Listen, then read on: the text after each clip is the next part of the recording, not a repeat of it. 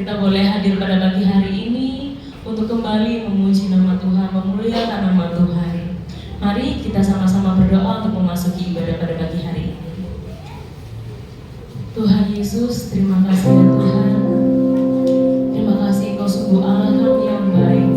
Engkau sungguh Allah kami yang setia Tuhan. Pada pagi hari ini Engkau layakkan kami semua untuk kami boleh hadir di ibadah pada pagi hari ini. Untuk kami boleh bersama-sama bersekutu Tuhan, memuji memuliakan nama-Mu. Dan kembali Tuhan, mendengarkan firman-Mu ya Tuhan untuk menguatkan hati kami, menguatkan hidup kami hari demi hari. Terima kasih Tuhan, terima kasih. Ini kami Tuhan, kami hendak memuliakan memuji nama-Mu, layakkan kami Tuhan, untuk kami boleh memasuki hadirat-Mu Tuhan. Terima kasih Tuhan, terima kasih. Terima kasih Tuhan.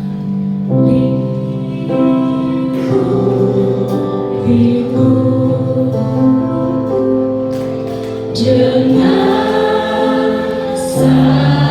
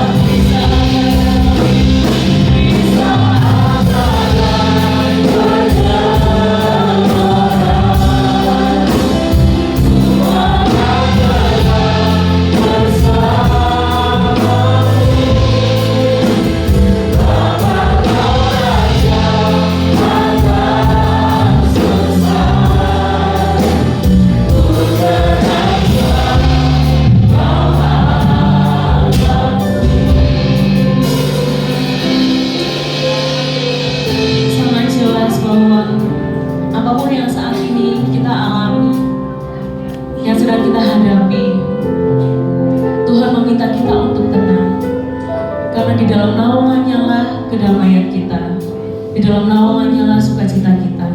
Apapun yang kita hadapi, apapun yang kita alami, percaya bahwa Tuhan sanggup, Tuhan yang sanggup selalu melindungi, dan Tuhan Allah yang setia. Mari kita pujikan pujian ini dari awal. Terima kasih Tuhan. Ini iman kami Tuhan. Dengan sayap-Mu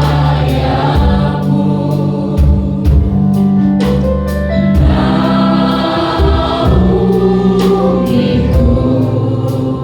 Terima kasih Tuhan. Dalam kuasa-Mu lingkupiku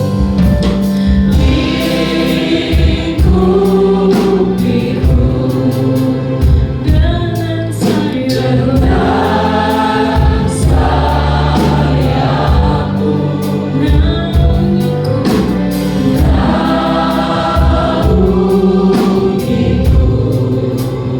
Dalam kuasa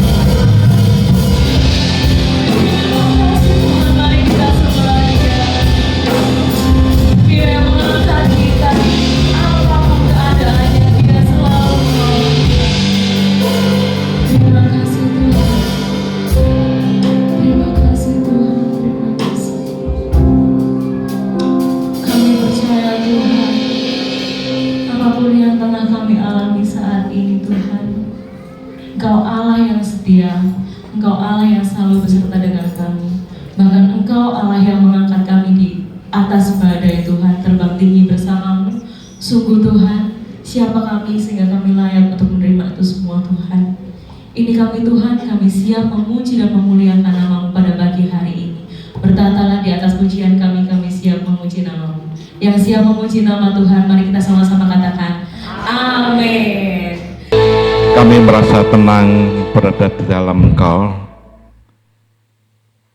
dan kami percaya Engkau yang Maha Kuasa, Engkau yang sanggup mengerjakan, melindungi, menyertai setiap kami. Dan sebentar Tuhan kami mendengar kebenaran firman-Mu. Biarlah Engkau urapi hamba-Mu, urapi kami semua, berikan kami telinga untuk siap mendengar dan hati yang terbuka, dan kami siap untuk melakukan dalam setiap kehidupan kami. Kami serahkan pemberitaan firman-Mu dan juga disertai dengan perjamuan kudus-Mu. Kami siap mendengarkan, hanya dalam nama Tuhan Yesus kami berdoa, haleluya, amin. Silakan duduk. Shalom. Kita bersyukur kalau sudah melewati setengah tahun, gak kerasa ya. Kerasa enggak saudara setengah tahun? Kerasa saudara, soalnya aku dewean soalnya. Enggak, maksudnya udah penyertaan Tuhan sampai sekarang ini loh. Ya. Pujian dari awal tadi terus sama yang terakhir ini mengatakan apa? Tenang ya. Yakin tak? Saudara tenang tak? Ya. Ngadapi persoalan masalah ini tenang saudara. Sopo sing gerubak-gerubuk ya. Pasti ada rasa khawatir. Bener enggak? Boleh khawatir enggak? Enggak boleh. Bisa khawatir tapi enggak boleh khawatir. Bisa takut. Bisa tapi enggak boleh takut. Makanya katakan tenang ya. Waduh dredeg tenang piye rasanya tenang. Karena kita punya Allah yang luar biasa, amin. Coba tampilkan tema tahunan ini. Ini sudah sering kita dengar setiap minggu khotbah ini berbicara tentang berjalan bersama dengan Tuhan, dan katakan juga semua orang, semua tidak terkecuali. Kalau mau dipimpin oleh Roh Allah, maka kita disebut sebagai anak Allah. Saudara anak Allah enggak? Anak Allah enggak? Berarti saudara dipimpin, mau ya dipimpin ya. Nah kalau mau dipimpin berarti kita berjalan bersama ya. Bawalah aku berjalan dalam kebenaranmu. Kebenaranmu itu apa? Firman ya. Apa yang diucapkan oleh Tuhan, kita berjalan dipimpin. Maka kita bisa mengatakan pujian hati tenang. Nah, tema pagi hari ini, saya akan berikan tema yaitu siapa yang mimpin itu loh. Jangan ditulis dulu, bukan ini temanya, bukan. Temanya adalah ketika kita berjalan ini, kita harus tahu yang mimpin dan yang menyertai, yang membawa kita ini siapa. Nah, temanya adalah berjalan bersama Tuhan yang besar dan Tuhan yang dahsyat. Perjalanan hidup kita ini banyak variasinya. Banyak liku-liku, banyak tikungan-tikungan yang mengerikan ya. Pokoknya ada yang mengatakan gini, ikut Tuhan pokoknya ngeri-ngeri enak. Wah ngeri ya, ngadepi masalah ini ngeri. Ngadepi persoalan ini ngeri ya. Kita menuruni kadang sampai lembah.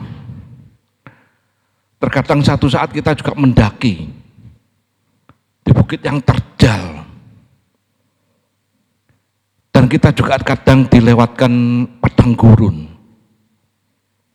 Tapi juga satu saat berada pada padang rumput yang hijau. Nah kalau sudah sampai padang rumput yang hijau itu saya enak. Wis Tuhan ojo pindah-pindah ndek kene ae, ora iso. Harus jalan terus. Ya. Jadi perjalanan kita ini variasi. Yang terpenting bukan dalam perjalanan ini, saudara. Yang terpenting kita sampai akhirnya di mana gitu loh. Kalau perjalanannya gagal ya percuma. Tapi sampai pada akhirnya. Nah, perjalanan hidup kita ini itu juga hampir sama digambarkan dengan apa yang dialami perjalanan oleh bangsa Israel. Bangsa Israel juga mengalami hal yang kadang mengerikan di padang gurun, gak ada makanan, gak ada minuman, ya, naik turun gitu loh. Tapi yang terpenting kita mau lihat bahwa bangsa Israel tuh bisa sampai pada tujuan, sampai di tanah perjanjian, sampai di tanah apa yang Tuhan inginkan supaya bisa menikmati. Walaupun dalam perjalanan ini susah, tapi Tuhan juga menyertai. Nah kita lihat, juga kita kepingin tahu siapa yang menyertai dan siapa yang memimpin bangsa Israel ini loh. Allah yang mana pimpinannya dan penyertaannya ini supaya bisa terjadi juga di dalam perjalanan hidup kita. Sekali lagi perjalanan ini enggak gampang. Ternyata yang mimpin dan yang menyertai adalah Tuhan yang besar. Dan Tuhan yang dahsyat. Ini yang mimpin. Kita baca dulu ya. Dalam Nehemia pasal 1 ayat yang kelima. Nehemia pasal 1 ayat yang kelima. Kata Nabi Nehemia, ya Tuhan Allah semesta langit, Allah yang maha besar dan Allah yang dahsyat, yang berpegang pada perjanjian dan kasih setianya terhadap orang yang kasih kepadanya dan terhadap orang yang tetap mengikuti perintah-perintahnya. Kita melihat ini, di sini ada dua hal yang terkadang kita kagum. Kita sampai terperangah. Allah yang maha besar. Saudara tahu Allahmu Allah yang maha besar? Tahu enggak? Percaya enggak? Dari apa? Kita punya Allah yang maha besar dari apa? Kita melihat apa? Karyanya luar biasa. Dikatakan Tuhan Allah semesta langit. Saudara tahu langit di mana? Mas Robin? Di atas. Kalau siang itu kita bisa ngelihat langit sing ono awan-awan niku ya. Lek malam langitnya di bawah. Ya. Kalau malam nggak ada langit. Iya. Awannya nggak ketok. Jadi bintang semua. Nah, itu langit. Apakah sebatas itu? Dikatakan Allah yang maha besar. Semesta langit ini loh. Enggak terukur tadi, tidak terukur, panjang, dalamnya, tingginya, enggak bisa terbatas. Itu Allah kita. Allah yang disembah oleh Allahnya Israel ini. Allah yang sungguh-sungguh besar. Kagum. Kalau saudara pernah naik pesawat, lek gurung tik bayang noai, nonton nduk TV ono. Orang yang naik pesawat, ketika udah naik tinggi berapa ribu meter gitu, kita melihat bumi itu kecil, ya kan? Lantas kita ngelihat ke atas ini dari jendela, tentunya bukan buka, lihat, oh ada langit, ada awan. Ternyata pesawatnya lebih naik tinggi lagi, mengatasi awan, ya. Lantas awannya berada di bawah pesawatnya. Saudara ngelihat ke atas lagi, ada apa di atas? Ada apa? Langit. Lah langit itu yang mana sekarang? Kan bingung toh. Ini katakan Tuhan semesta langit, semua ciptaannya ini loh. Jadi kalau kita melihat peta, atau kita melihat geografis itu ya, bumi itu segini kecil, di atasnya masih ada langit, di atas langit, semesta alam.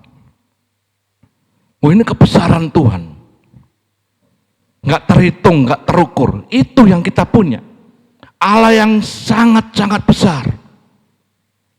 Tapi juga dikatakan Allah yang dahsyat. Seringkali kita berpikiran mengartikan dahsyat dalam pengertian adalah luar biasa, mencengangkan, membuat orang kagum. Bahkan ada lagu-lagu yang mengatakan kedahsyatan Allah. Allahku dahsyat. Apa? Nah, dahsyat. Tapi saudara tahu nggak dahsyat? Mbak Sri ngerti nggak arti dahsyat? Opo? Kok kita mengakui bahwa Allah kita ini dahsyat? Dahsyat itu apa? Hah? Mas Wiwit? Sakti Mandraguna. Wah, enak ya ngomongnya. Sakti Mandraguna. Wis kalau tandingan nih dahsyat. Berarti saya ngomong luar biasa ya. Percaya enggak Allahmu dahsyat? Percaya, yakin. Bangga dengan Allahmu yang dahsyat. Bangga. Ono bahasa Inggrisnya enggak? Coba tampilkan bahasa Inggris. Arti dahsyatnya ini apa? Enggak ono. Ah ini. And said, kataku tadi Nabi Yeremia, I beseech thee, O Lord God of heaven, Allah yang punya langit semuanya ini, Allah yang the great and mulai mikir, Allah yang terrible, Allah yang dreadful, Allah yang mengerikan, Allah yang menakutkan. Masih berani ngomong Allahku dahsyat? Ayo mikir saya. Ternyata Allah yang mengerikan, Allah yang menakutkan. Waktu saya membaca ini, aku nggak salah tadi milih Allah ini. Allah yang besar, ya, the great God, ya. Tapi terrible ini yang mikir saya mikir dua kali, apa ini? Yang mengerikan ini apanya? Kedahsyatan Allah yang luar biasa yang mana? Ternyata hasil dari terrible God, atau kembali ke Indonesianya, kedahsyatan Allah itu tidak lepas dari kebesaran Tuhan.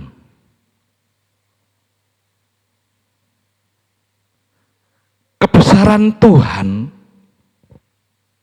itu adalah menyatakan keberadaannya, menyatakan sifat-sifat Allah itu sendiri yang maha kuasa, maha segalanya, maha hadir, maha tahu, maha adil, maha kuasa. Itu kebesaran Tuhan. Dia menciptakan semuanya maha besar, maha pencipta, pokoknya maha, itu kebesaran. Kebesarannya bisa dilihat dan bisa kita rasakan. Kalau terjadi maka kita bisa mengatakan dahsyat. Seseorang bisa mengatakan aku punya kuasa. Kuasamu dahsyat enggak? Iya. Endi buktine? Kedahsyatan sekali lagi tidak bisa lepas dari kebesaran keberadaan Tuhan. Kuasanya dahsyat, iya, karena bekerja kuasanya. Ya tadi katakan mengerikan nih, menakutkan. keberadaan Allah ini, sifat-sifatnya ini, waduh luar biasa. Sekali lagi kalau kita pengen tahu kebesarannya, ya dari hasil karyanya. Kita bisa mengatakan Allahku, Allah semesta langit, Allah yang maha besar. Sehingga orang melihat terkagum, orang melihat tercengang,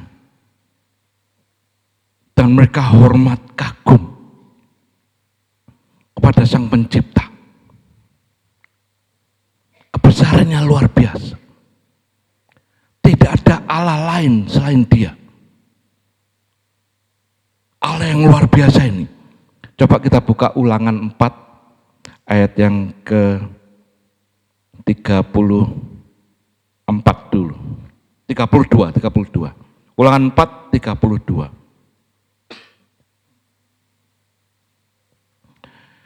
Sebab coba tanyakan. Ditantang dalam ayat ini. Coba tanyakan. Dari ujung ke ujung langit, tentang zaman dahulu yang ada sebelum kita, sebelum engkau. Sejak waktu Allah menciptakan manusia di atas bumi. Apakah ada pernah terjadi sesuatu hal yang demikian besar? Atau apakah ada pernah terdengar sesuatu seperti itu? Belum pernah. Walaupun banyak teori mengatakan Big Bang dan sebagainya. Itu hanya teori yang terjadi. Big Bang yang ada adalah benturan planet sesuatu, benturan dengan planet yang lain. Dan sekarang benturan Big Bang, maka terciptalah alam semesta. Sekarang tanya, yang berbenturannya apa? Planet. Lah planet siapa yang menciptakan? Bingung, gak bisa jawab. Mereka hanya berbicara tentang benturannya, maka sebutkan sebagai Big Bang. Tapi dikatakan, coba tanyakan. Apakah ada Allah yang seperti Allah yang kita sembah ini? Lompat di dalam ayat 35. Engkau diberi melihatnya untuk mengetahui bahwa Tuhanlah Allah, tidak ada yang lain kecuali Dia, gak ada yang lain. Ini kita dipertunjukkan tentang kebesaran Tuhan. Lantas ayat yang 34. Jadi saya ini ya supaya tahu. Atau pernahkah suatu Allah mencoba datang untuk mengambil baginya suatu bangsa dari tengah-tengah bangsa yang lain? Dengan cobaan-cobaan, tanda-tanda serta mujizat-mujizat dan peperangan, serta dengan tangan yang kuat dan lengan yang teracung, dan dengan kedahsyatan-kedahsyatan yang besar yang dilakukan Tuhan Allahmu bagimu di Mesir di depan matamu. Tadi ditantang. Coba lihat toh. Dari ujung ke ujung bumi. Apakah ada Allah yang lebih besar daripada Dia? Dikatakan enggak ada. Nah, ini kedahsyatan Allah terjadi ketika kemahakuasaannya dinyatakan. Maka orang bisa mengatakan, wah Allahku itu dahsyat. Dari apa? Perbuatannya. Allahku dahsyat kuasanya, terbukti. Iya, terbukti. Kebesarannya terbukti karena penciptaannya ini. Maka kita bisa mengatakan dahsyat. Maka dengan kata lain, kedahsyatan itu adalah cara kerja Allah untuk kita bisa melihat hasil dari kerjanya ini. Dalam Nehemia dikatakan demikian, kedahsyatan Allah. Ya sekarang kita berpikir kedahsyatannya ada dua hal. Kedahsyatan yang mengerikan, atau kedahsyatan dari sisi yang lain. Ternyata kedahsyatan ini bisa dialami dari dua sisi. Sisi yang pertama, kalau kita memperhatikan bangsa Israel. Bangsa Israel mengalami kedahsyatan Tuhan yang luar biasa.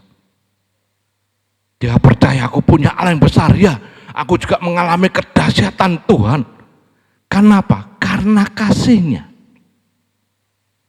Karena Allah mengasihi bangsa ini. Sekali lagi, kasih berbicara tentang kebesaran Tuhan. Karena begitu besar kasih Allah, maka kedahsyatannya terjadi. Dan bangsa Israel mengalami dari sisi satu. Tapi sisi yang lain, mereka juga mengalami kedahsyatan. Ya, sisi sebelah sini ya. Bukan berarti lantas duduk sebelah sini, enggak. Cuma sisi kiri kanan gitu ya. Kedahsyatan Allah dirasakan dan dialami oleh bangsa Israel karena Allah mengasihi bangsa Israel. Kedahsyatannya ini, waduh, Allahku, pembelaku, makanya aku setenang. Kedahsyatannya luar biasa. Tapi di sisi sebelah sini, musuhnya bangsa-bangsa lain juga mengalami kedahsyatan Allah dalam hal murkanya. Jadi sebelah sana mengalami dahsyatnya Allah dalam hal kasih, sebelah sini mengalami dahsyatnya Allah dalam murkanya Allah. Makanya Nabi Nehemia juga dikutip dalam Daniel, sama, Daniel 9 ayat 4. Mengatakan Allahku ini besar, dan Allahku ini dahsyat. Mereka mengalami kedahsyatannya dalam bentuk kasih-Nya. Tapi orang lain yang enggak percaya, orang lain yang tidak mengasihi, yang tidak berpegang pada perintah-Nya, mereka juga mengalami kedahsyatan dalam hal murkanya. Siapa yang bisa menahan murka Allah? Tidak ada satu orang pun yang bisa menahan kedahsyatan murka Allah. Tidak ada. Murka Allah ini, waduh, sungguh luar biasa, saudara. Coba Mazmur 76 ayat yang ke-7. 76 ayat ke-7. 76 mungkin ayat yang ke-6 atau ayat ke-8, mungkin dalam bahasa ayat yang ke-8. Ini, ayat yang ke-8. Dahsyat engkau. Nah ini kita bisa mengerti dahsyat itu dalam hal apa sekarang? Dahsyat dalam hal kasih-Nya atau dahsyat dalam hal murkanya? Dikatakan dahsyat engkau. Siapakah yang tahan berdiri di hadapanmu pada saat engkau murka? Berarti ketika Allah murka, Tuhan murka, itu juga dahsyat. Tapi Allah ketika mengasihi, maha besarnya ini juga dahsyat. Nah, saudara mengalami dahsyatnya dalam hal apa, saudara? Kasih, puji Tuhan. Daniel menulis dalam hal ini. Coba tampilkan Daniel 9 ayat 4, sama sih seperti sama dalam Nehemia. Daniel 9 ayat yang 4 katakan demikian. Aku memohon pada Tuhan Allahku dan mengaku dosaku demikian. Tuhan Allah yang maha besar dan dahsyat, yang memegang perjanjian dan kasih setia terhadap mereka yang mengasihi Engkau, serta berpegang pada perintah-Mu. Sama seperti di dalam Nehemia. Daniel bisa merasakan, menulis hal ini, dia sudah merasakan kedahsyatan Tuhan dalam hal kasih-Nya. Contohnya, pada waktu Daniel disuruh menyembah pada raja atau patungnya, ya, tapi Daniel tidak mau dan Daniel tetap berdoa pada Allah, dikatakan mengasihi dia. Maka Daniel ditangkap dan dimasukkan dalam lubang singa. Singane kira-kira nok piro ya Mas Robin? Ya. Pernah ngitung enggak kira-kira kita sering kali sekolah minggu ngajarkan, masukkan lubang singa. Kira-kira singanya ada berapa? Banyak, saudara. Karena zaman itu singa-singa ini dipelihara untuk bertanding dalam pertandingan melawan manusia. Dan itu terus berlangsung sampai zaman Romawi. Jadi singa-singa ini dipelihara dan sengaja dibikin lapar. Daniel dimasukkan di sana. Diperkirakan ini ada yang apa namanya? Menghitung kurang lebihnya. Kira-kira kurang lebih 15 singa dalam satu lubang. Bayangkan singa yang lapar ya dicemplungno Daniel kayak kucing itu dimingi-mingi teri. Gitu. Wah, pengrangge ya. Apa ngeranggeh bahasa Indonesia nih? Penyaplok loh ya, nyaplok meneh. Kok pengen makan karena lapar. Dan singa ini ganas. Daniel cemplung ke sana. Iso tenang nggak Daniel kira-kira? Ya, saudara bisa tenang? Cobaan pergi ke kebun binatang dekat kandang singa. Lek pas singane mengaum, wow gitu ya. Sakeder, saudara. Ini ada 15, dilepas, singanya itu lepas, bukan dikerangkeng. Daniel dimasukkan di sana. Dan Daniel bisa mengatakan, Allahku, Allah yang maha besar dan Allah yang dahsyat. Dia mengalami kedahsyatan kasih-Nya. Singanya juga mengalami kedahsyatan dari Allah. Kenapa?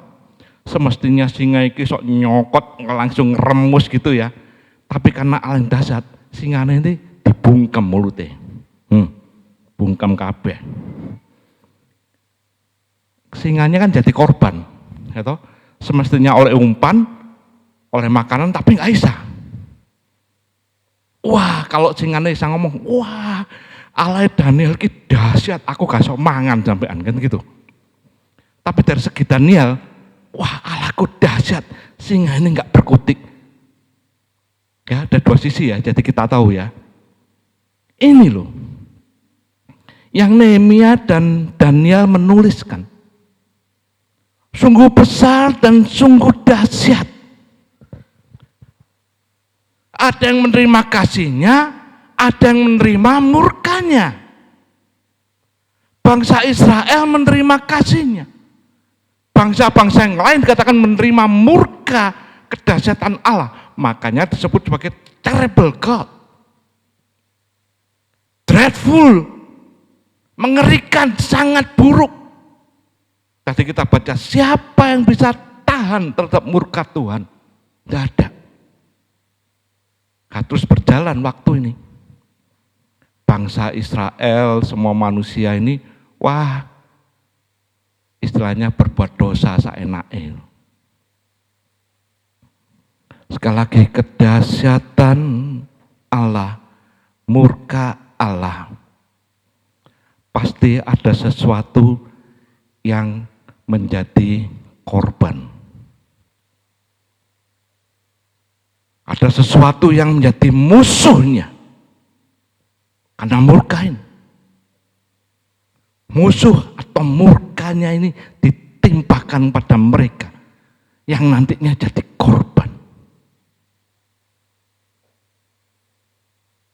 Nah kita mikir sekarang, waduh, apa benar sih Allah kita ini Allah besar dan dahsyat sih? Pada saat bangsa Israel dituliskan di situ bahwa bangsa Israel ini memiliki Allah yang luar biasa. Satu saat musuh-musuhnya ini banyak ya, musuhnya bangsa Israel sampai sekarang juga musuhnya akeh. Musuh zaman dulu ini ya, bangsa Amori, bangsa Amon, bangsa Moab, bangsa Midian, kelompoknya banyak. Satu saat ini mereka bersekongkol. Kalau mereka perang sendiri ngelawan bangsa Israel pasti kalah. Pasti aja. Karena mereka tahu Allahnya Israel Allah yang besar dan luar biasa. Maka mereka ini bersekongkol. Dari beberapa musuh ini, bangsa-bangsa ini bersekongkol, lantas pengen nyerbu bangsa Israel. Tapi ketika hendak menyerbu, dia tahu Allah ini luar biasa loh, nggak sembarangan loh. Ya wis, gimana caranya? Wis panggil seorang nabi. Lah saat itu yang dipanggil adalah Bileam. Bileam ini adalah nabi Allah loh. Jangan ngomong wah Bileam nabi apa palsu. Enggak, nabi Allah menyampaikan firman. Tapi karena motivasinya salah, maka Bileam ini hanya menerima uang. Untuk apa? Kan tadi sekongkolan tuh musuhnya. Ngomong, Bileam, aku tahu Allahnya Israel itu luar biasa. Kamu kan nabi. Dongakno wong Israel dikutuki. Ya no kalah. Wah, Nabi Bileam mikir-mikir, wah oleh duit ya. Ya wis yuk. Maka Nabi Bileam ini berdoa. Dikutukilah Israel, tapi nggak bisa. Ketika ngomong dikutuki, kedengarnya diberkatilah Israel. Loh, suruh ngutuki kok jadi berkat. Raja yang sekongkol ini yang diketuai oleh Raja Balak marah. Kami dibayar untuk ngutuki kok memberkati. Lah aku ngomong itu tapi keluarnya itu. Suruh ulang lagi, ayo doa lagi. Kutuki lagi. Sembahyang lagi. Dikutuk lagi. Tapi nggak bisa. Berkat yang keluar. Coba bukaan Ulangan 23 ayat yang kelima. Tetapi Tuhan Allahmu tidak mau mendengarkan Bileam. Enggak dianggap. Dan Tuhan Allahmu telah mengubah kutuk itu menjadi berkat. Karena Tuhan Allahmu mengasihi engkau. Maka Nabi Nehemia sama Daniel mengatakan, Allahku ini dahsyat, Allahku ini maha besar. Tapi ayat selanjutnya, bagi siapa yang mengasihi dia, bagi siapa yang menuruti perintah-perintahnya, maka di sini Tuhan mengatakan juga, kutuk yang dikatakan, kutuk yang dilemparkan, diubah menjadi berkat karena Tuhan mengasihi mereka yang mengasihi dia. Nabi Bileam nggak percaya, masa sih? Maka dia pengen membuktikan, sekali lagi aku mau mengutuki. Coba tampilkan gambarnya. Nabi Bileam kaget. Kenapa kutuk ini nggak bisa jatuh kepada bangsa Israel? Kenapa? Sebelumnya ini, gambar yang satunya, terus. Lah ini. Nabi Bileam naik ke atas, saudara. Aku pengen ngutuki bangsa Israel. Ternyata yang dilihat Nabi Bileam mengherankan, membuat dia bingung dan dia kagum. Pantesan kutuk nggak bisa jatuh ke tangan orang Israel. Pantesan doa-doanya yang menghina apa semuanya nggak bisa kena bangsa Israel. Ternyata yang dilihat cara berkemahnya bangsa Israel. Ini saudara lihat. Di tengah-tengahnya ada Allah yang hadir. Kecil no ya. Nah, terus kecil. Nah ini, kecil lagi. Ini Bileam tuh melihat. Oh pantes saya raiso iki. Karena Allah ada di situ. Dia mengatakan kehebatan yang luar biasa. Coba kita baca Nehemia.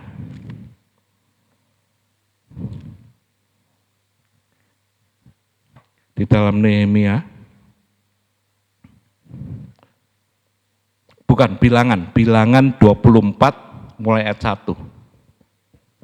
Bilangan 24. Ketika dilihat Bileam, bahwa baik di mata Tuhan untuk memberkati Israel, ia tidak menjadikan pertanda lagi seperti yang sudah-sudah. Tetapi ia menghadapkan mukanya ke arah padang gurun. Ayat yang kedua.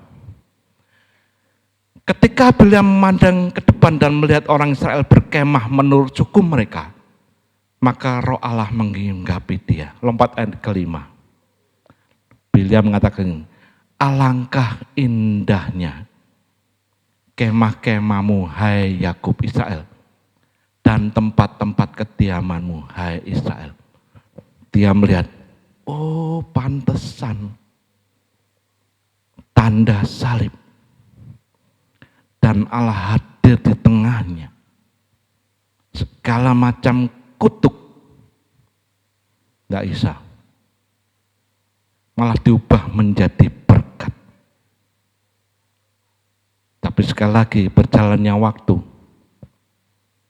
manusia ini berbuat seenaknya, termasuk bangsa Israel juga. Berbuat dosa jahat. Maka Allah yang adil kebesarannya murka. Kedahsyatannya ingin dilimpahkan, dicurahkan karena dosa. Sekali lagi tidak ada satupun yang sanggup untuk menerima murka Allah ini. Semua pengen dibinasakan karena perbuatan dosa ini. Kedahsyatan Allah harus terjadi. Tapi kebesaran Tuhan juga harus terjadi. Maha kasihnya terjadi, maha adilnya juga terjadi. Maka harus ada korban yang harus menerima kedahsyatan murka Tuhan. Maka Yohanes 3:16 kita tahu ayat ini. Demikian besar kasih Allah akan dunia ini. Tuhan mengasihi. Namun keadilannya, maka ia memberikan anaknya yang tunggal. Korban gue. Sebagai korban dari murka. Kalau enggak manusia ini binasa. Maka kita baca Roma 3 ayat 25. Roma 3 ayat 25 mengatakan demikian. Kristus Yesus telah ditentukan Allah menjadi jalan pendamaian karena iman. Jalan pendamaian artinya karena kita ini semua dianggap musuh. Semua berdosa. Maka Kristus Yesus sebagai jalan pendamaian untuk mendamaikan, yaitu dalam darahnya. Hal ini dibuatnya untuk menunjukkan keadilannya. Murka Tuhan harus nyata. Kedahsyatan Tuhan harus terjadi. Karena ia telah membiarkan dosa-dosa yang telah terjadi dahulu pada masa kesabarannya. Jadi sekarang kita ngerti, wih, dahsyat ya murka Tuhan ini. Menakutkan, mengerikan, terrible God. Waduh, jangan sampai murka Tuhan ini terjadi atas kita. Tapi biarlah kasih Tuhan yang terjadi atas kita. Maka Yesus Kristus ditentukan. Ini buktinya. Maka firman Tuhan juga mengatakan, segala dosa, segala kutuk, segala apa ditanggungkan ke dia. Dia dijadikannya berdosa. Maka ada juga firman Tuhan, maka terkutuklah orang yang digantung di atas kayu salib. Kenapa? Segala kutuk kita ini loh. Dosa-dosa kita ini ditanggung. Kalau enggak, kedahsyatan murka Allah terjadi loh. Tapi karena dia yang ditentukan, maka kedahsyatan murka Allah tertimpa pada Yesus. Di atas kayu salib. Kutuk manusia di atas sana. Tapi kita bersyukur. Nabi Nehemia, Nabi Daniel menulis, Allahku dahsyat, iya memang dahsyat. Mengerikan, iya mengerikan. Tapi Allahku juga maha besar. Sungguh besar kasihnya. Sehingga orang yang percaya percaya dan mau menerima dia di dalam hidupnya, mau dipimpin dan mau berjalan bersama dengan Tuhan yang besar dan Tuhan yang dahsyat, maka engkau menerima kasih-Nya. Kutuk semua tadi tanggung. Maka firman Tuhan tadi katakan, kutukmu, kutuk saya diubah menjadi berkat. Kalau kita melihat kutuk model apa? Segala macam. Penderitaanmu, permasalahanmu sebagai kutuk. Nah ini ditanggungkan. Maka kita menerima kasih-Nya sekarang. Maka kita bisa mengatakan Allahku ini dahsyat. Kenapa? Karena segala penyakitku, segala masalahku kalah. Dipatahkan, dihancurkan. Kalau kita melihat dari sisi yang satunya, sisi yang menerima kedahsyatan Allah yang dalam hal murka, dia akan mikir, wih dihancurkan, kalah. Tapi dari sisi yang menerima kasih Tuhan, kedahsyatannya, oh luar biasa. Pertolonganku luar biasa. Musuh-musuhku dihancurkan. Penyakitku dihancurkan. Masalahku dihancurkan. Mereka mengalami kekalahan. Hanya di dalam Yesus. Makanya tadi gambar denah tadi. Segala macam kutuk nggak bisa menimpa bangsa Israel. Karena ada Tuhan hadir di tengah mereka. Sama seperti kita. Apabila Tuhan hadir dan kau mau dipimpin ada dalam hidupmu, segala macam kutuk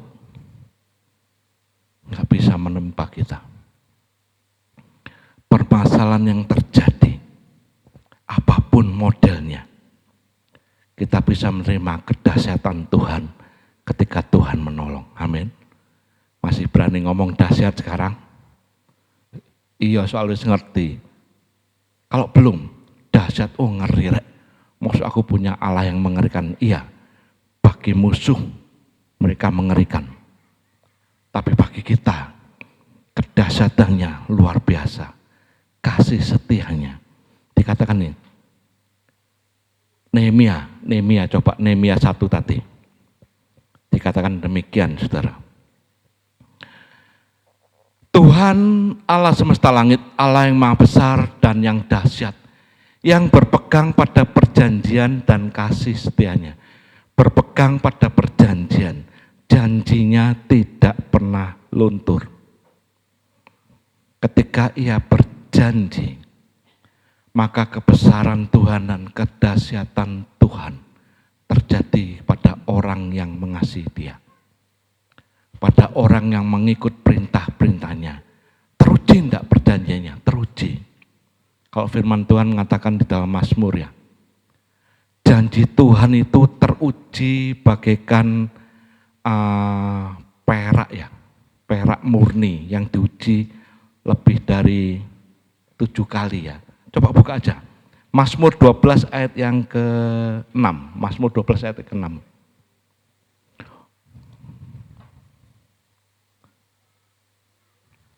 Atau di atasnya. Ini yang benar, ayat 7. Janji Tuhan adalah janji yang murni. Bagaikan perak yang teruji.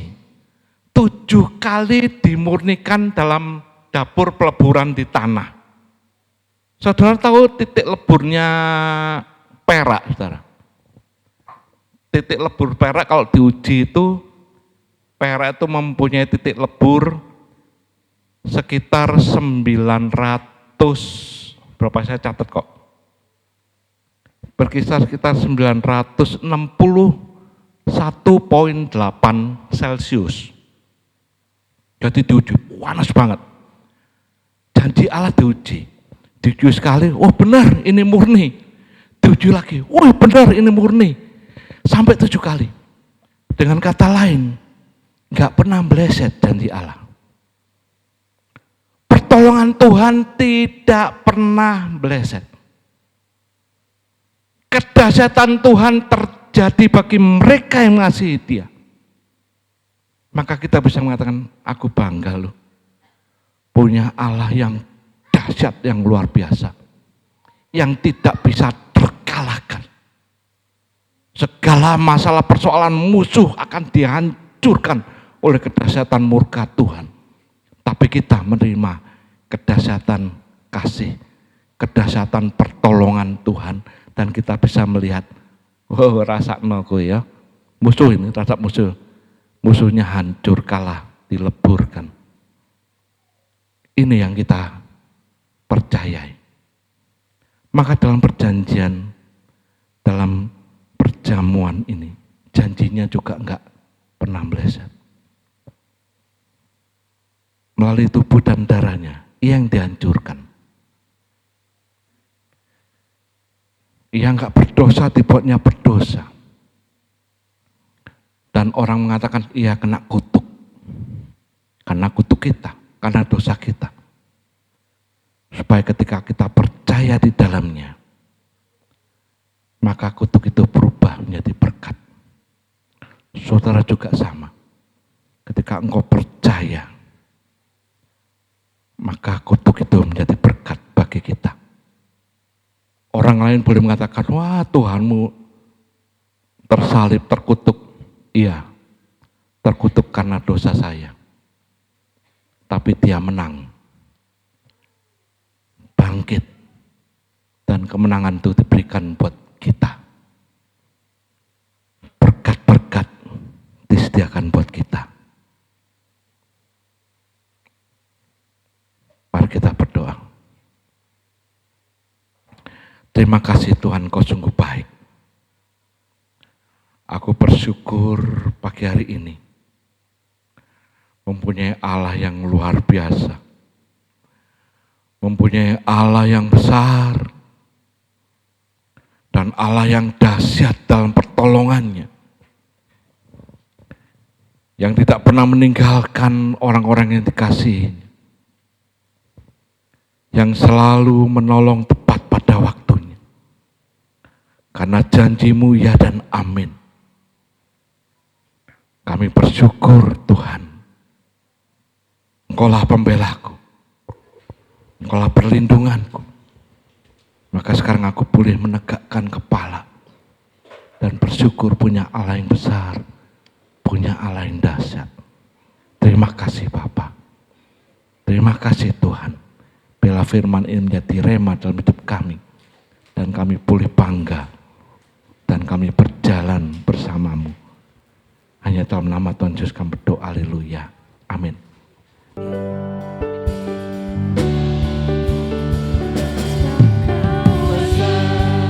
Perbuatanmu ajaib, tiada seperti Engkau, tiada seperti Engkau, sebab Kau besar. Perbuatanmu ajaib, tiada seperti Engkau, tiada seperti Engkau.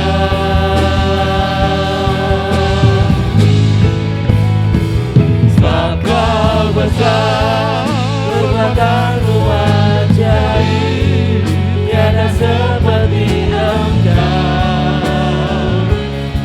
tiada seperti Engkau. Sebab Kau besar, perbuatanmu ajaib, tiada seperti Engkau, tiada seperti Engkau, tiada seperti Engkau, tiada sepertimu, tiada seperti